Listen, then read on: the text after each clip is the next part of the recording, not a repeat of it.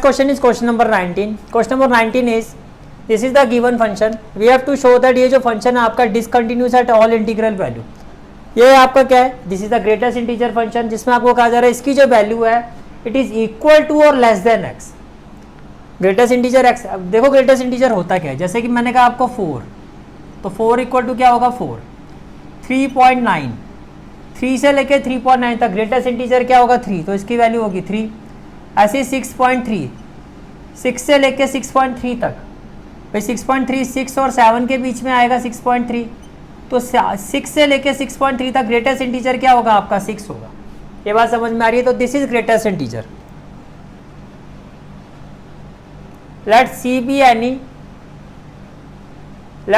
any real number. let c be any real number. let c be any real number. तो at x equal to c, at x equal to c. First of all अगर हम g of c की value निकालते हैं, g of c, तो g of c equal to क्या आ जाएगा c माइनस, अब ग्रेटेस्ट इंटीजर c तो आपका c होगा, तो c माइनस c क्या आ गया 0 आ गया, c माइनस c क्या आ गया 0 आ गया.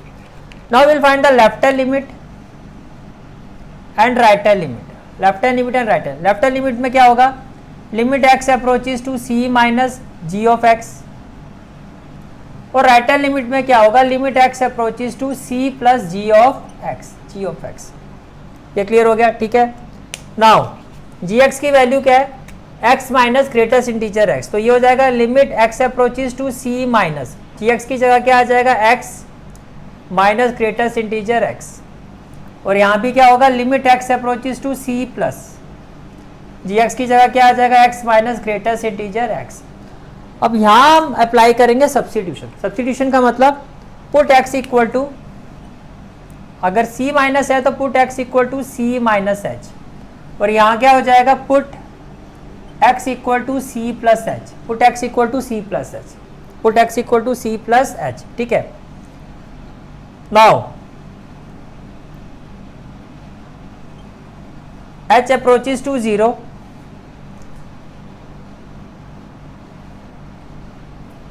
now as x approaches to c, as x approaches to c which implies h will approaches to 0, और यहाँ भी क्या होगा as x approaches to c which implies h approaches to 0. यहाँ c माइनस है और यहाँ पे c क्या है प्लस है. यहाँ तक क्लियर हो गया, ठीक है. तो इसका मतलब ये हो गया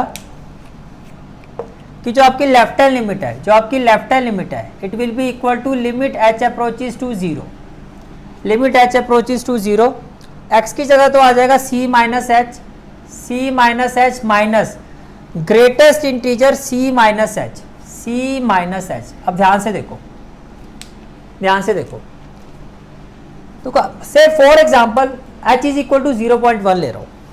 से फॉर एग्जाम्पल h की वैल्यू क्या है 0.1,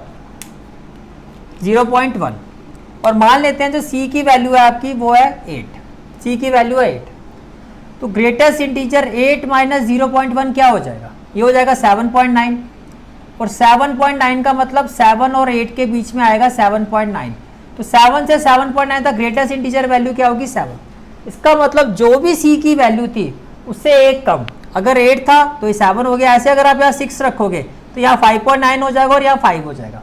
इसका मतलब ये किसके इक्वल हो गया, it will be equal to limit h approaches to 0, h approaches to 0 c minus h. Greatest integer में c माइनस h का मतलब क्या हो जाएगा c माइनस 1, जो भी वैल्यू है उससे एक कम, c की जो भी वैल्यू है उससे एक कम.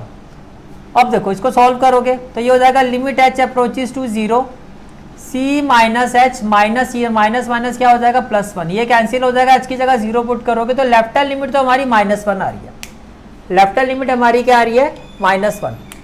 अब ऐसे अगर मैं राइट हैंड लिमिट की वैल्यू पुट करता हूँ, किसकी वैल्यू पुट करता हूँ राइट हैंड लिमिट, तो राइट हैंड लिमिट क्या है हमारी लिमिट x, ये क्या हो जाएगा राइट हैंड लिमिट हो जाएगी limit h approaches to 0, limit h approaches to 0, और ये हो जाएगा आपका फिर x की जगह क्या पुट करोगे c प्लस h, तो ये हो जाएगा c plus h minus c plus h, c plus h. अब ध्यान से देखो, अगेन सेम एग्जाम्पल लेते हैं. c की value say c is equal to 8 and h is equal to 0.1, तो 8 प्लस 0.1 ग्रेटेस्ट इंटीजर होगा 8.1, और 8.1 8 के तो इक्वल होगा, यानी कि c प्लस एच वाले केस पे it will be equal to C, ये c के ही इक्वल आएगा, ये c के ही इक्वल आएगा। तो ये इक्वल टू क्या हो गया, limit h approaches to 0 c plus h minus greatest integer c plus h का मतलब हो गया c, c से c कैंसिल हो जाएगा, h की जगह 0 पुट कर दोगे 0, तो क्या ये इक्वल आ रहा है। अब देख सकते हो जो लेफ्ट हैंड लिमिट है, because left hand limit is not equal to right hand limit, is not equal to g of c, is not equal to g of c, therefore we can say that it is not continuous, therefore we can say that it is not continuous at all integral points, at all integral point, is it clear। ठीक है, पूरी exercise की जो playlist का link है वो आपको description और कमेंट सेक्शन में मिल जाएगा। जहाँ तक आपके मैथ्स कोर्स की बात है, कंप्लीट मैथमेटिक्स कोर्स की जो प्लेलिस्ट का लिंक है वो आपको डिस्क्रिप्शन सेक्शन में मिल जाएगा। So bye, take care and have a great day.